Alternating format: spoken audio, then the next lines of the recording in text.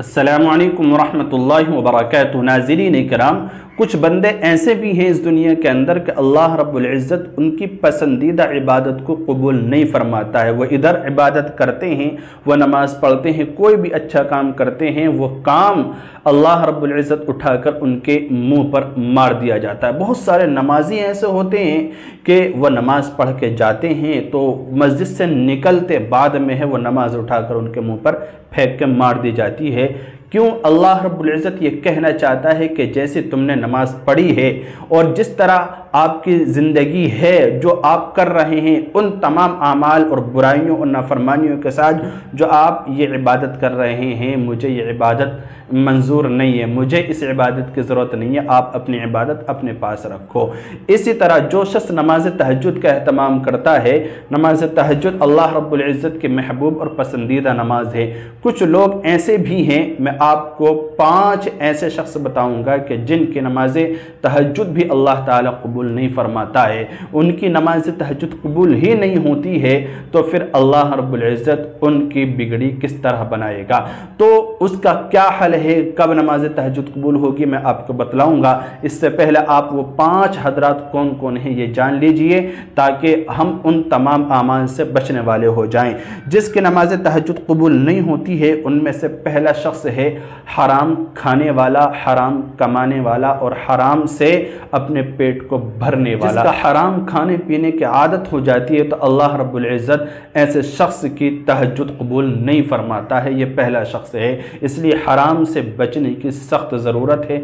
हलाल कमाइए, थोड़ा सही, लेकिन वो पाकबाज होगा, वो आपके जिस्म को लगेगा, उसके अंदर बरकत होगी। अल्लाह रब्बुल इज़्ज़त आपको दूसरे तमाम नाजायज़ फजूल खर्ची वाले कामों से आपको और नाफरमानियों से बचाए रखेगा, मुहलिक बीमारियों से आपकी हिफाजत रखेगा। इसलिए हलाल खाइए, हलाल पहनिए और हलाल ही कमाइए।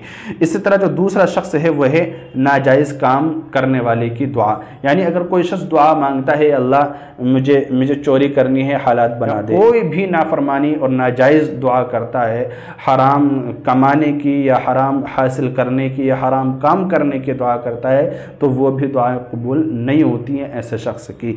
इसी तरह से जो तीसरा शख्स है वह है गफलत और लापरवाही से दुआ करने वाला। यानी जो शख्स गफलत में बस जूं ही ऐसे बैठा हुआ है और बस आमीन आमीन कह रहा है या इसी तरह दुआ कर रहा है, लेकिन दिलचस्पी नहीं है, दिल से नहीं कर रहा, ऐसा लग रहा है जैसे किसी ने ज़बरदस्ती उसको बैठा रखा है कि तू यहाँ बैठ और दुआ मांग, ज़बरदस्ती बस उसको मजबूर किया गया दुआ मांगने के लिए।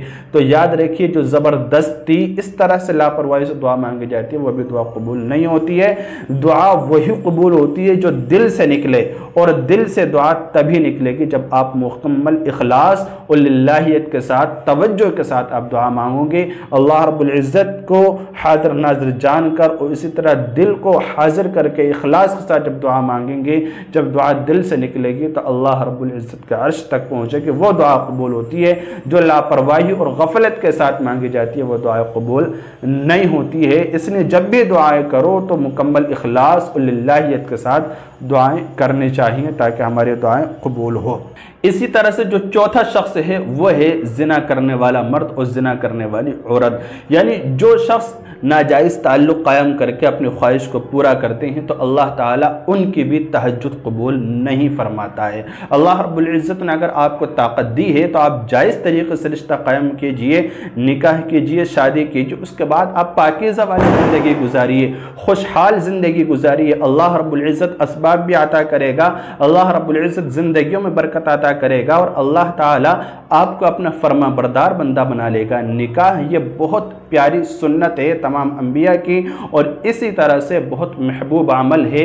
यह अमल इंसान को ज़रूर कर लेना चाहिए जब उसके पास ताकत हो और वो ये चाहता है मैं पाकीज़ा वाली ज़िंदगी गुजारूँ, तो उसको पाकीज़ा तरीक़े से कदम उठाकर निकाह करना चाहिए। नाजायज़ ताल्लुक़ात से बचकर माशरे के अंदर, माशरे में माहौल को गंदा नहीं करना चाहिए। तो जो शख्स ज़िना करने वाला होता है, मर्द हो या औरत, तो अल्लाह ताला उनकी तहज्जुद कबूल नहीं फरमाता है। इसी तरह से जो 5वां शख्स है वह है अम्र बिल मारूफ और नही अनिल मुनकर नहीं करने वाला। यानी कि कोई ऐसा शख्स है जिसके पास इल्म है और जो अच्छी बातों को जानता है, अच्छी बातों को जानते हुए वो अच्छी बात दूसरे को नहीं बतलाता है, जो इल्म उसके पास है उस इल्म को वो आगे नहीं बढ़ाता है, ठीक है, यानी वो इल्म को छुपाता है उसके बावजूद जबकि वो जानता है। और इसी तरह से तो एक वो शख्स है कि जो बुरी बातों से बुरे कामों से नहीं रोकता है, उसके सामने कोई गलत काम हो रहा है, उसके सामने कोई बुरा अमल हो रहा है, उसके सामने कोई गलत कह रहा है, गलत बोल रहा है, गलत काम कर रहा है, लेकिन उसके अंदर ताकत है, वो रोक सकता है, मना कर सकता है, फिर भी वो ये नहीं करता, यानी अच्छी बातों का हुक्म नहीं करता, अच्छी बातों की तरफ रहनुमाई नहीं करता, या बुरे कामों से नहीं रोकता है, बुरे कामों की तरफ चलने से बचाता नहीं है, तो इस तरह का जो शख्स है अल्लाह ताला उनकी भी तहज्जुद कबूल नहीं फरमाता है। आप ये बात अच्छी तरह से याद रखिए। अब नमाज तहज्जुद कब कबूल होगी, तो याद रखिए पहले हमें इन तमाम गुनाहों से बचना होगा। उन तमाम गुनाहों से बचकर अल्लाह रब्बुल इज़्ज़त से हुज़ूर पहले हम इस्तिग़फ़ार कसरत से पढ़ें, इस्तिग़फ़ार पढ़ने के बाद सच्ची पक्की तौबा करें। सच्ची पक्की तौबा का मतलब ये है कि हम जो हो चुका हमसे हम उस पर नादिम और शर्मिंदा हों कि अल्लाह हम आइंदा कभी भी ये नाजायज़ काम ये हराम काम नहीं करेंगे।